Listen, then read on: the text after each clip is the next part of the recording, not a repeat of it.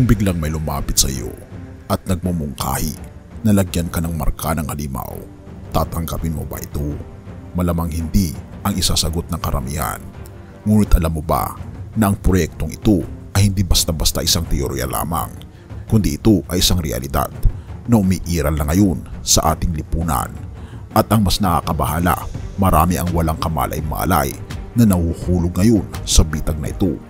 Posible kayang isa ka rin sa kanila? Handa ka bang makakita ng mga senyales na nangyayari na ito sa ating panahon? Ano nga ba ito? Literal ba o simbolikal? Halika, atin itong pag-usapan na sa video na ito nais kong magatid ng isang mahalagang babala.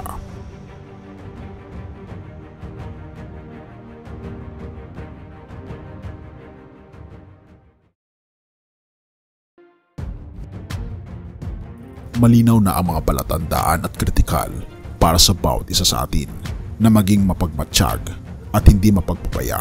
Kung nais mong alamin ang mga senyalis na ito, inanyayahan kitang panuorin ang kabuuan ng video. Pero bago iyon, magiging malaking tulong kung magsusubscribe ka sa ating channel, kaibigan. Pindutin mo lamang ang boto ng subscription sa ibaba ng video at pagkatapos hanapin mo ang icon ng kampana at i-click ito at piliin ang lahat para matanggap mo ang lahat ng mga video sa oras na ito na aking ilalathala. Araw-araw, nagbabahagi ako ng mga panalangin at mensahe ng pananampalataya upang patatagin ang iyong espiritual na paglalakbay kasama ang ating Panginoong Diyos. Sumali ka sa akin, kaibigan, at tuklasin natin ang babala sa proyekto ng marka ng halimaw sa ating paligid. Una, mahalagang matutunan natin ang pagkakaiba sa pagitan ng impormasyong ibinabahagi ng mundo sa pamamagitan ng internet at telebisyon at ang mga katotohanang inahayag ng salita ng ating Panginoong Diyos. Ang malaking hamon ay nagsisimula kapag mas pinili natin ang karamihan na umasa lamang sa mga modernong media at nakakaligtaan ang paghahanap ng kaalaman sa banal na kasulatan. Dahil dito, madali silang maalinlang at nahuhulog sa mga patibong na hindi nila namamalayan. Alam mo ba, mas napapanahon pa ang Biblia kaysa sa pahayag binasa mo kahapon. Kung sisilipin mo ang aklat ng pahayag, mapagtatanto mo na ang marami sa mga nangyayari ngayon ay matagal nang hinulaan. Subalit marami ang hindi binibigyang pansin ang mga ito. Yan ang dahilan kung bakit sa pahayag 13 verse 14 sinasabi ng Biblia at nilinlan niya ang mga naniniraan sa lupa sa pamamagitan ng mga tanda na kanyang ipinagkaloob na gawin sa harapan ng halimaw. Ngunit paano nga ba matutukoy ang mga palatandaang ito? Kailangan nating suriin ang impormasyon na iniwan ng propetang si Isaias tungkol sa pagbagsak ni Lucifer. Isipin mo ito, paano ka nahulog mula sa langit o tala sa umaga, anak ng mukhang liwayway? Ikaw ang nagpabagsak sa mga bansa. Mga kaibigan, maraming tukso ang bumabalot sa atin araw-araw at tayo ay tinatawag na magpasya. Kanino ba talaga tayo sasamba? Sa Diyos o sa Diablo? Ang Biblia sa Santiago 3 ay nagpapaliwanag na imposibleng pagsamahin ang tubig alat at tubig tabang sa iisang bukal. Ito ang nangungulugang tayo ay nilikha para sa iisang Diyos lamang. Sa video na ito, layunin kong buksan ang iyong mga mata sa tunay na nararapat na papurihan at sino talaga ang ating sasambahin. Huwag hayaang dayain tayo ni Satanas. Itaas lamang natin ang pangalan ng ating Panginoong Hesus, sapagkat ang tunay na pagtanggap ng marka ng kaaway ay hindi literal, kundi ito ay isang simbolismo kung tayo ba ay sa ating Panginoong Diyos o tayo ba ay sa kaaway.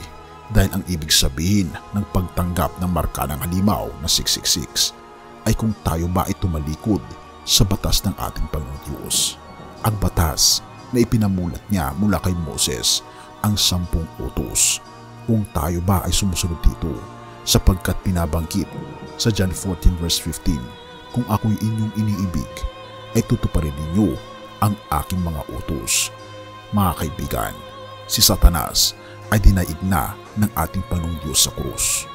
At marami ngayon ang pinapahanga ni Satanas sa mga bagay dito sa lupa, ang mga kapangyarihan, pagtaas ng kayabangan, mga makamundong mga gawain na nagbibigay ng kaguluhan sa pag-iisip ng mga tao. Isang bagay na nagpapalinlang sa atin na huwag sumunod sa ating Panginoong Diyos, na tayo ay pinipiringan ni Satanas upang tayo mabulag at hindi makita ang daan patungo sa kaligtasan. Ngunit binabanggit sa talata ng Filipos 2 verse 9, kaya't itinaas siya ng Diyos sa pinakamataas na lugar at binigyan siya ng pangalan na higit sa bawat pangalan.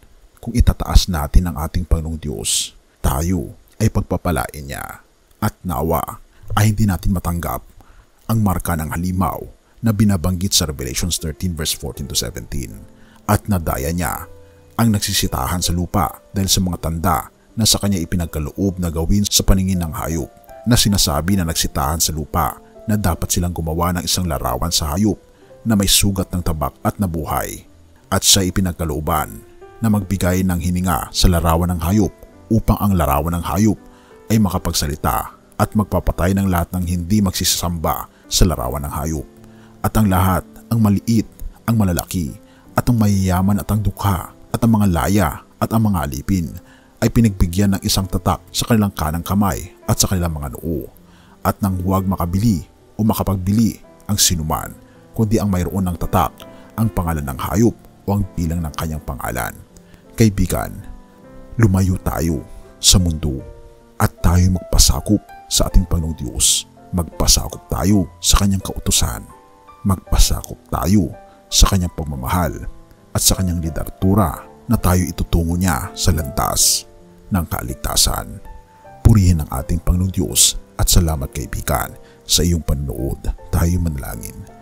Ama naming banal, mga Panginoon naming Diyos, kami po'y lubos na nagpapasalamat sa inyo dahil ipinapakita niyo sa amin ang kahinatnan ng mga taong tatanggap ng tatak ng marka ng halimaw na hindi sumusunod sa inyong pong kagustuhan at sa inyong kautusan. Tulungan kami, Panginoon, na makita at laging magpasakop sa inyong kautusan. Bigyan kami, Panginoon, ng lakas ng loob na harapin ang katotohanan at laging magkaroon ng mapagkumbabang pag-iisip na sundin lamang ang inyong kagustuhan. Purihin ka, o aming Panginoon Diyos. Tulungan kami na masilayan ang inyong pong plano at bigyan kami, Panginoon, ng pagtatatak ng pagpapala ng aming Panginoong Diyos, ang seal ng aming Panginoong Diyos.